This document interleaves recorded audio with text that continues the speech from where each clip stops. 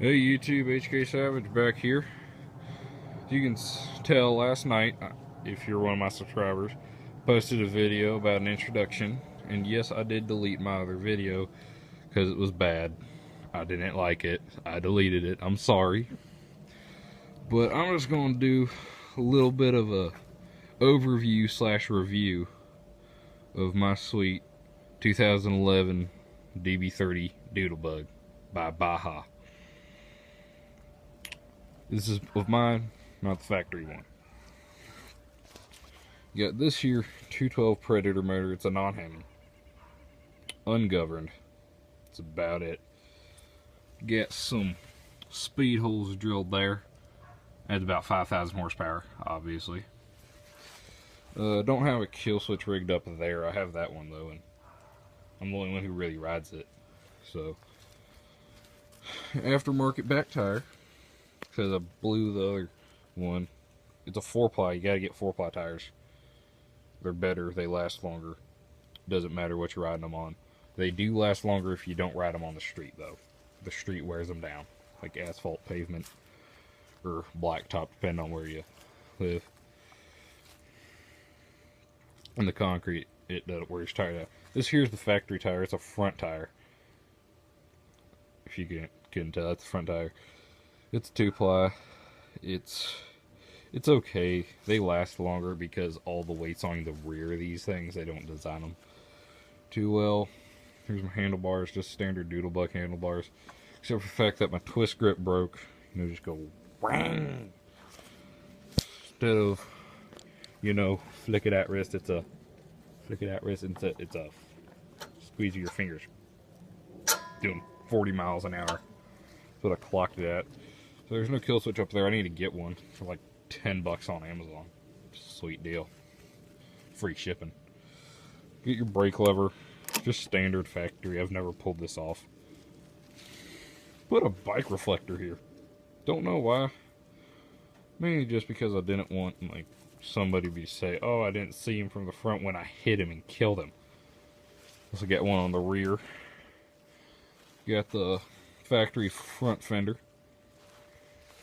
And back here, this little bar, I took a 3-pound mini sledgehammer, beat the crap out of it, and to just knock it back, I cut this part, the bottom part of the fender. It'd be this part right here. You cut that off, and cut a little bit on the sides too. So you can see there's wood screws there. That fender's not straight. It was sticking out way too far. It looked really stupid, so I cut it with a hacksaw and pushed it forward. Marked the holes for these with a pocket knife because it'll be fine. Move the fender forward. It works now.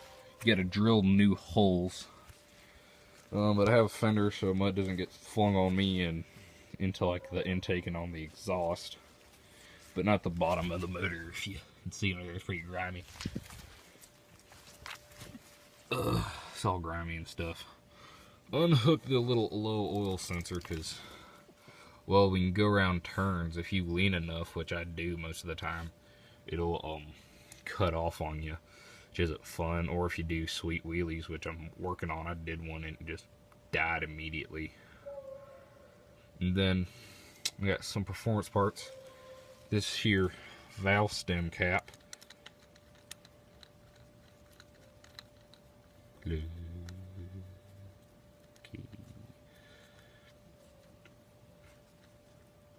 Come on. Shaped like a grenade. They were the cheapest ones on Amazon and I needed new ones. So I got this one. I got the factory one on the rear. That's because of where it's placed. It's hard to get to them, but it's just a grenade, so that adds about 1,000 horsepower. So it can do 350 miles per hour.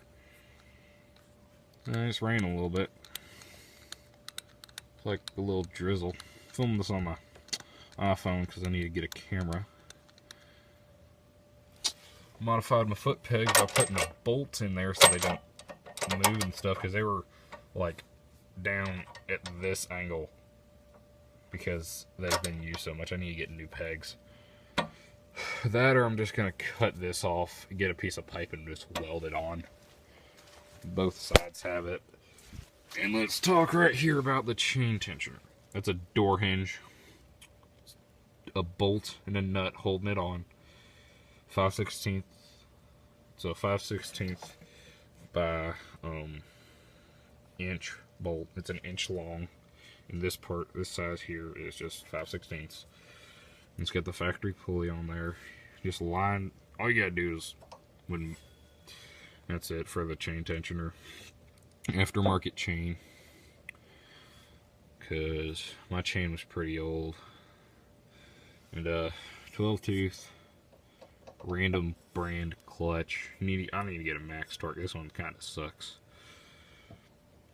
I think it's making about 7 horsepower because I did some mods to it. So because the factory kind of got like 6.5. So now I got 7. 12 tooth front, 72 tooth rear. That's all 1:6. It's a 6-to-1 ratio. This turns 6 times. That turns 1 time. Make sure some sweet burnouts and wheelies. Seat, it's got some character. It's old, paint's nasty. But I don't know. I have a Cars Amino account. If y'all don't know what Cars Amino is, it's cool. But it's an online automotive app. If y'all are subscribed to Cars account, go subscribe to them. They're a sweet channel.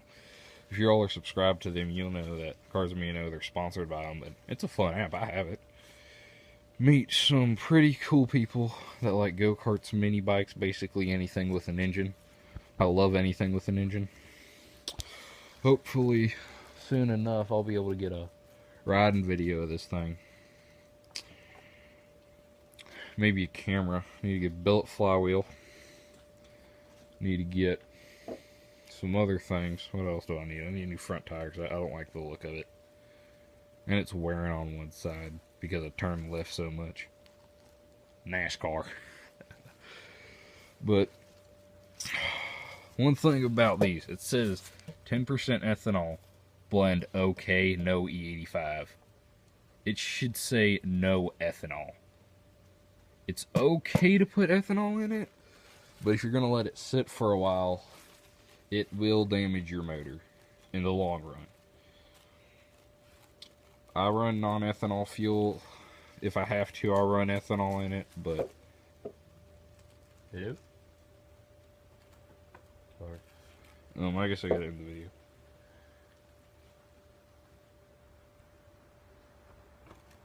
So, 0.9 gallon tank. See you later, YouTube.